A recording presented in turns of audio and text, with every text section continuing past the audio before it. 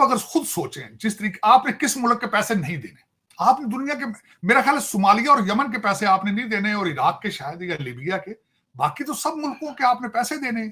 हमारी हुकूमत को चाहिए कि चांद पे बाद में जाए, पहले गरीबों के लिए जो रिलीफ देना है वो दें।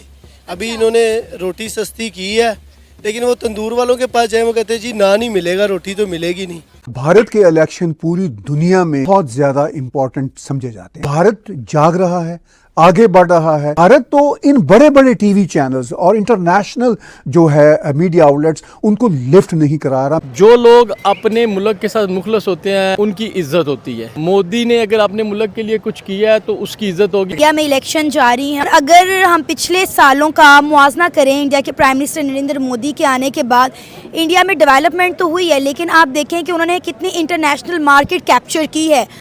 इंडिया ने जो तरक्की की नरेंद्र मोदी साहब की सरकार आने के बाद, वो सारी दुनिया देख रही है। अगर अगला टेन्योर भी इंडिया के प्राइम मिनिस्टर नरेंद्र मोदी साहब का ही होता है तो आप इंडिया की डेवलपमेंट और तरक्की कहाँ पर देख रहे हैं? देखिए, they are in a right direction and they are going very well. उन्होंने अपने मुल्क को सीधा किया हुआ है, वो वहाँ पे डेमोक्रेसी है, वहाँ पे डेमोक्रेटिक नॉर्म्स जो हैं वो बिल्कुल अच्छे तरीके से चल रही हैं। आपको नहीं लगता हमें भी इंडिया के प्राइम मिनिस्टर नरेंद्र मोदी जैसे एक लीडर की ज़रूरत है जो कि हमारे मुल्क को बेहतर तरीके से चला सके? तो 4 रुपये कम करने का क्या फ़ायदा, 20 रुपये का वो नान ही बेच रहे हैं। वो उनकी थर्ड अटेम्प्ट थी, लेकिन हमारी फर्स्ट अटेम्प्ट जा रही है, तो हमें होप करनी चाहिए कि हम फर्स्ट अटेम्प्ट में ही कामयाब हो जाएं। कि कोलैबोरेशन हो रहा है चाइना के साथ, तो ये थोड़ा सा मुझे एक नेगेटिव समझने के हो रहा है कि पाकिस्तान को खुद इनिशिएट लेना चाहिए था, जिस तरह इंडिया ने खुद किया है। तो डेफिनेटली इंडिया और पाकिस्तान का मुकाबला तो है। पहले तो जब ये हालात हों तो आप कहते हैं फॉरेन पॉलिसी अखा करेंगे ना। भारत ने रशिया से तेल लिया, उसको रिफाइन करके अमेरिका को बेचा जिनकी सैंक्शंस थी। भारत ने ईरान से तेल लिया। तो जब से इंडिया में इलेक्शन कमीशन ने चुनाव की घोषणा की है, तब से पाकिस्तान में हड़कंप मचा है कि मोदी अगर तीसरे कार्यकाल में भी इंडिया में आ जाएंगे तो पाकिस्तान की ऐसी की तैसी हो जाएगी। इन दिनों भारत में चुनाव का माहौल है और पूरी दुनिया की निगाहें भारत के चुनाव पर टिकी हुई हैं। दुनिया ने भारत में मोदी के 2 कार्यकाल देखे हैं, जिसमें भारत ने जबरदस्त प्रगति की है और भारत की इकोनॉमी दुनिया की तीसरी इकोनॉमी बनकर उभरी है। पाकिस्तान को यह डर सता रहा है कि अगर मोदी तीसरे कार्यकाल में आ जाएंगे तो यह दुनिया की जबरदस्त ग्रोथ देखी जाएगी इंडिया में, और इंडिया विकसित से विकासशील से विकसित राष्ट्र की ओर हो जाएगा, और पाकिस्तान की जो दुर्गति मोदी के कार्यकाल में हुई है और बद से बदतर हो जाएगी। पाकिस्तान अपनी दुर्गति के लिए खुद को कम बल्कि इंडिया को ज़्यादा जिम्मेदार मानता है। दोस्तों, एक समय था जब पाकिस्तान इंडिया में आतंकवाद की सप्लाई करता था, लेकिन आज वही पाकिस्तान आटे के लिए तरस रहा है और दुनिया के सामने कटोरा लिए खड़ा है। पाकिस्तान की इस दुर्दशा के लिए मोदी को जिम्मेदार मानते हैं, जबकि इंडिया पाकिस्तान का बिना नाम लिए अपने विकास की ओर निरंतर अग्रसर है। वहीं अमेरिकन और चाइना मीडिया भी इंडिया के चुनाव पर काफ़ी पैनी नज़र बनाए रखे हैं। वे इंडिया के चुनाव में बड़े दिलचस्पी के साथ लगे हुए हैं कि कौन सी राजनीतिक पार्टी अगला कार्यकाल के लिए भारत में चुनी जाएगी। दोस्तों, दुनिया में भारत एक बड़ा लोकतांत्रिक देश है और इसके लोकतांत्रिक मूल्य भारत के लिए बहुत मायने रखते हैं। भारत में कौन सी राजनीतिक पार्टी सत्ता में आएगी, इससे लेकर विश्व की राजनीति की दिशा भी तय होती है। चाहे इजराइल हमास युद्ध हो या रशिया यूक्रेन युद्ध हो, सब में इंडिया का नाम जरूर आता है। दुनिया को अब यह पता चल चुका है कि विश्व की राजनीति में बिना इंडिया को साथ लिए संभव नहीं है, इसलिए वर्ल्ड की राजनीति में मोदी का खासा महत्व है। दोस्तों, आने वाले समय में यह देखने वाली बात होगी कि इंडिया में कौन सी राजनीतिक पार्टी दोबारा सत्ता में आएगी। भारत के चुनाव को लेकर दुनिया की मीडिया क्या कुछ कहती है, आइए आगे वीडियो में देखते हैं। माइनॉरिटीज को हरास किया जाता है। इंडिया का उन्होंने कोई लंबा चौड़ा जिक्र नहीं किया, मणिपुर का बस किया है।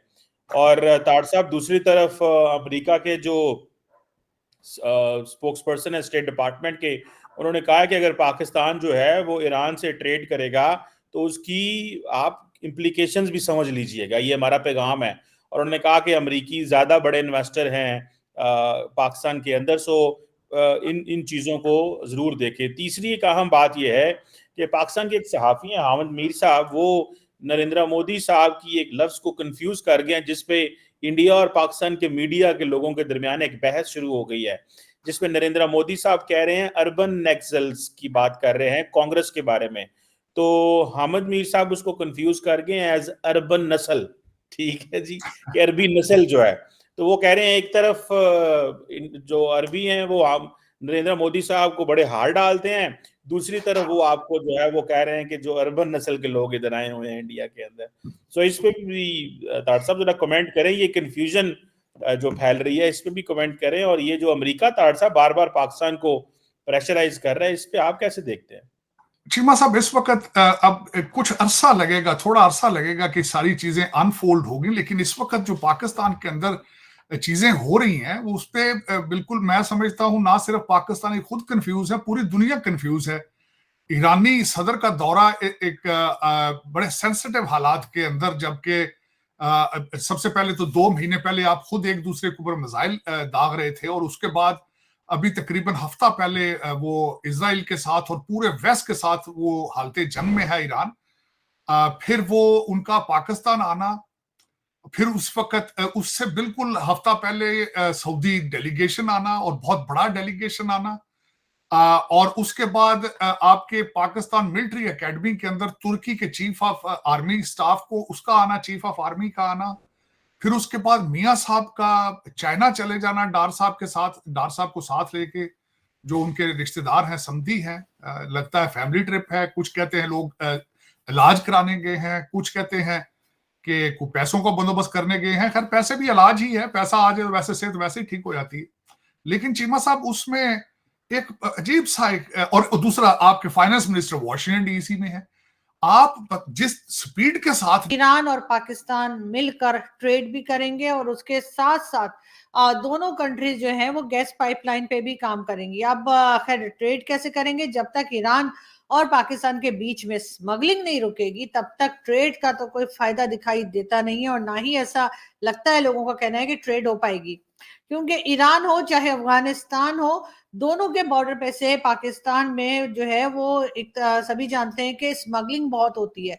तो मेरी ख्याल है दोनों कंट्रीज जो है उन्हें मिलकर बैठना चाहिए, मिलकर सोचना चाहिए कि किस तरह से जो है इस चीज के ऊपर कंट्रोल किया जाए कि ये स्मगलिंग जो है वो रोकी जा सके, तभी बात कुछ आगे बढ़ेगी और तभी दोनों कंट्रीज एक दूसरे के साथ अगर काम करना चाहते हैं तो ठीक से काम कर पाएंगे। साथ साथ अमेरिका का कहना भी यह है कि जी गैस पाइपलाइन पे काम नहीं हो सकता, और अगर पाकिस्तान और ईरान ने मिलकर गैस पाइपलाइन के ऊपर काम किया या उस प्रोजेक्ट पे काम किया तो सैंक्शंस देखनी पड़ सकती हैं पाकिस्तान को भी। इसके जवाब में मलिहा लोधी साहिबा, जी हाँ, जो कि अमेरिका में पाकिस्तान की तरफ से यूनाइटेड नेशन में जो है वो रिप्रेजेंट कर चुकी हैं पाकिस्तान को, उसके साथ साथ बहुत मानी भी जर्नलिस्ट भी हैं, उनका कहना ये है कि जी अगर अमेरिका को कोई प्रॉब्लम है पाकिस्तान के ईरान के साथ काम करने को लेकर तो वो प्रॉब्लम अमेरिका का है, पाकिस्तान का नहीं है। तो मैं मलिहा लोधी साहिबा को बहुत रिस्पेक्ट के साथ ये बताना चाहूंगी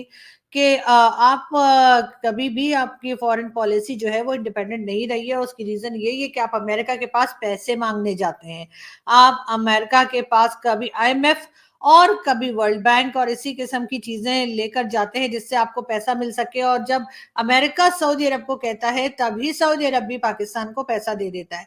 तो आपकी वो पोजीशन नहीं है कि जिसमें आप अमेरिका को ये कह सकें कि अपने काम से काम रखो। और इस तरीके से पाकिस्तान के भारत के चुनाव पर पैनी नज़र बनी हुई है, और न केवल पाकिस्तान बल्कि वर्ल्ड मीडिया में चाहे चाइना हो या अमेरिका हो वो भी गहरी नज़र बनाए हुए हैं। दोस्तों, भारत एक लोकतांत्रिक देश है और लोकतांत्रिक मूल्यों को स्थापित कर भारत में चुनाव कार्य किए जाते हैं, और उसी का एक नमूना इंडिया में इन दिनों देखा जा रहा है। दुनिया में इंडिया के लोकतंत्र को लेकर तरह तरह के मजाक बनाते हैं, लेकिन इंडिया इन दिनों अपने चुनाव पर पूरी तरीके से गंभीरता के साथ चुनाव का आयोजन किया जा रहा है। इंडिया का चुनाव का परिणाम की बात करें तो ये 3 जून को चुनाव के नतीजे आएंगे, लेकिन अभी 2 महीने पूरा इंडिया में चुनाव कार्य में ही लग जाएंगे। इसको लेकर दुनिया में तरह तरह की चर्चाएं का माहौल गर्म है कि इंडिया में कौन सी राजनीतिक पार्टी दोबारा सत्ता में आएगी। मोदी अगर इस कार्यकाल को फिर से लाते हैं तो यह उनका तीसरा कार्यकाल होगा, और वर्ल्ड में मोदी के तीसरे कार्यकाल को लेकर काफी उत्साह का माहौल भी देखा जा रहा है कि यार मोदी तो इंडिया में तीसरा कार्यकाल के लिए चुने जाते हैं तो इंडिया विकासशील से विकसित राष्ट्र की ओर बनने के लिए अग्रसर है, और इंडिया की वर्ल्ड पॉलिटिक्स में भी काफ़ी भागीदारी रहती है। न केवल वर्ल्ड पॉलिटिक्स बल्कि दुनिया के इकोनॉमिक अर्थव्यवस्था अगर की बात की जाए तो भी इंडिया का काफ़ी योगदान रहा है। भारत ने न केवल कच्चे तेल के निर्यात में बल्कि फूड के निर्यात में भी अपना खासा योगदान रखा है और धीरे धीरे डिफेंस और स्पेस में भी अपना प्रभाव धीरे धीरे दिखा रहा है, जिससे दुनिया का ध्यान अब इंडिया की तरफ आने लगा है और ये सब मोदी के कार्यकाल में ज़्यादा बढ़ोतरी देखी गई है। दोस्तों, ऐसी ताज़ा अपडेट पाने के लिए हमारे चैनल को लाइक और सब्सक्राइब करें। मिलते हैं किसी नेक्स्ट अपडेट के साथ।